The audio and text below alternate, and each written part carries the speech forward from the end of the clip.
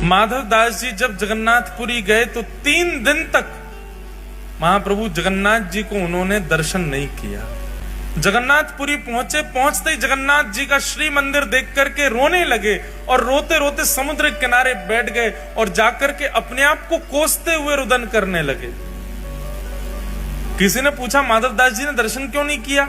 बोले माधव दास जी अपने मन में विचार करने में 21 वर्ष का हो गया, अपने 21 वर्ष मैंने विषय भोग में व्यतीत कर दिए, जगन्नाथ जी की शरण में पहले क्यों नहीं आया? इस उदासी से बैठे जगन्नाथ वहां समुद्र के तट पर जाके और अपने आप को दंड दे रहे हैं, ना कुछ पा रहे हैं, ना कुछ पी रहे हैं, ना कुछ पा रहे हैं, बस एक निष्ठ होकर रुदन करते जा रहे हैं और बार बार स्वयं को कोस रहे हैं, मैंने 21 वर्ष निकाल दिए।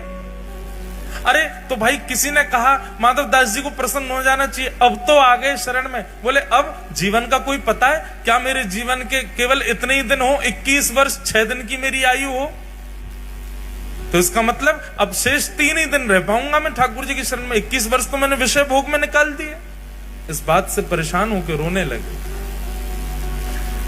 अच्छा, माधव दास जी ने कोई 3 दिन का नियम नहीं लिया था। माधव दास जी तो मृत्यु पर्यंत अनशन पर बैठ गए समुद्र के तट पर जाके कि मैंने अपना जीवन व्यर्थ कर दिया, ठाकुर जी की शरण में पहले नहीं आया।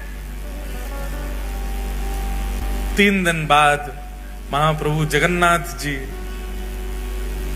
ब्रह्मवेदी पर बैठे हैं, महाप्रसाद सामने रखा है, लक्ष्मी मैया हाथ जोड़ करके खड़ी हैं, ठाकुर जी से कह रही हैं नाथ भोग आरोग हो।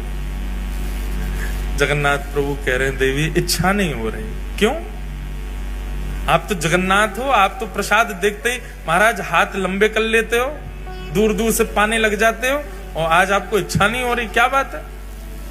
महाप्रभु जी कहते हैं एक मेरा भक्त सब छोड़ के आ गया, सब त्याग करके आया, त्याग करके मेरे शरण में आया है, लेकिन इस बात की ग्लानि में बैठा है कि इतने वर्ष मैंने क्यों संसार में विषय भोग भोगे, और वो भूखा प्यासा 3 दिन से पुरी में समुद्र के तट पर बैठा है।